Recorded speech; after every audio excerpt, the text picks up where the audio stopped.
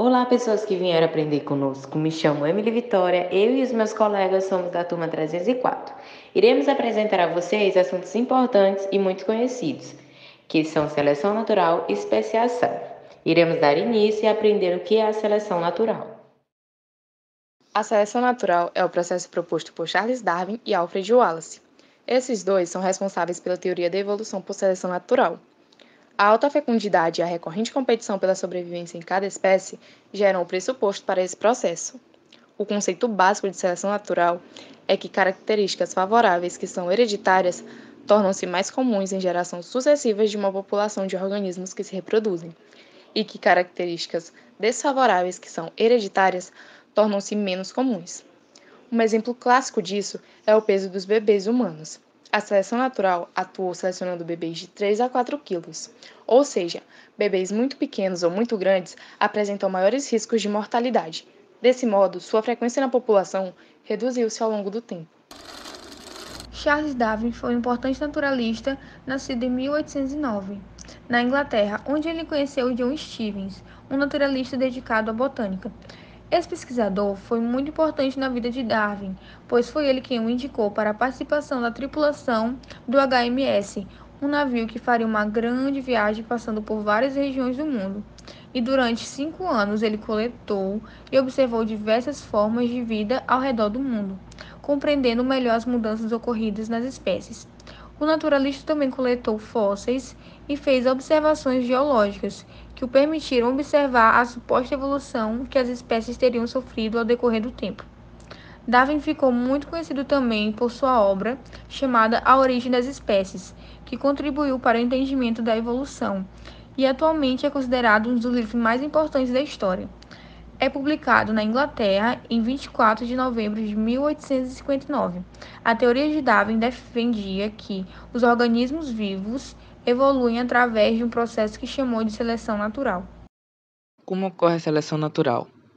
De uma forma mais simples, podemos dizer que é um processo em que os organismos mais aptos são selecionados, sobrevivem no meio, reproduzem-se e passam suas características aos seus descendentes. É a sobrevivência e reprodução do mais forte. Agora, como a seleção natural ocorre?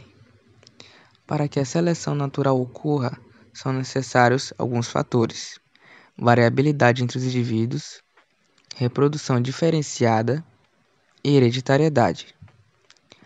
A variabilidade entre os indivíduos os organismos de uma mesma espécie precisam ter variações em suas características.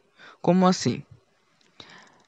A variabilidade determina as diferentes características dos indivíduos, ou seja, é responsável por propiciar as variações fenotípicas naquela espécie.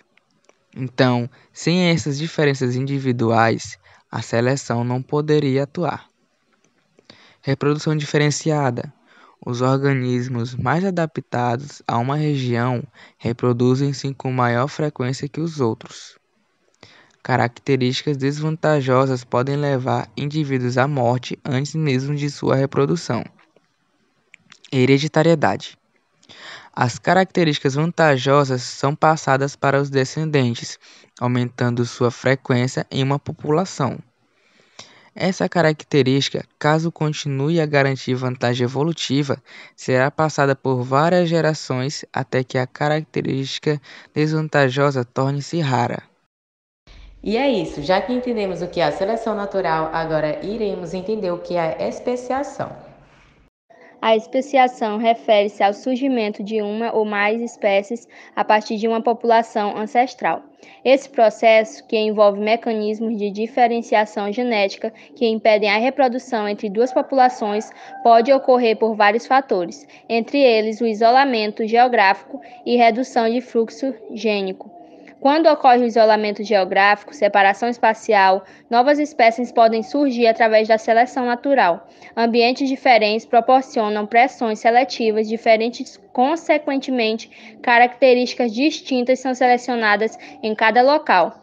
Como existe uma barreira geográfica entre as populações, elas não se cruzam. Dessa forma, com o tempo, ocorrerão o isolamento reprodutivo e o surgimento de novas espécies.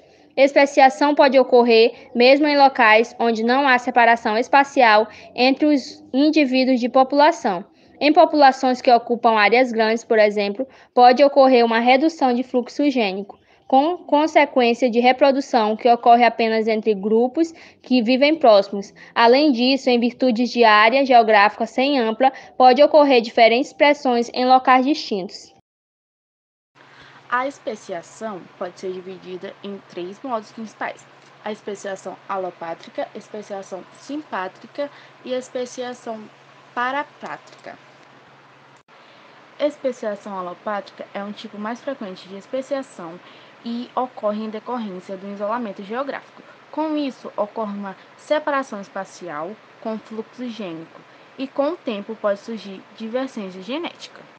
Já a especiação simpátrica é um modo de especiação que ocorre entre população que encontramos em área geográfica, sem que haja barreira geográfica. Como exemplo, a população passa a explorar um novo nicho e, gradativamente, vão assim isolar, ocorrendo modificação genética, afetando o cruzamento entre os indivíduos.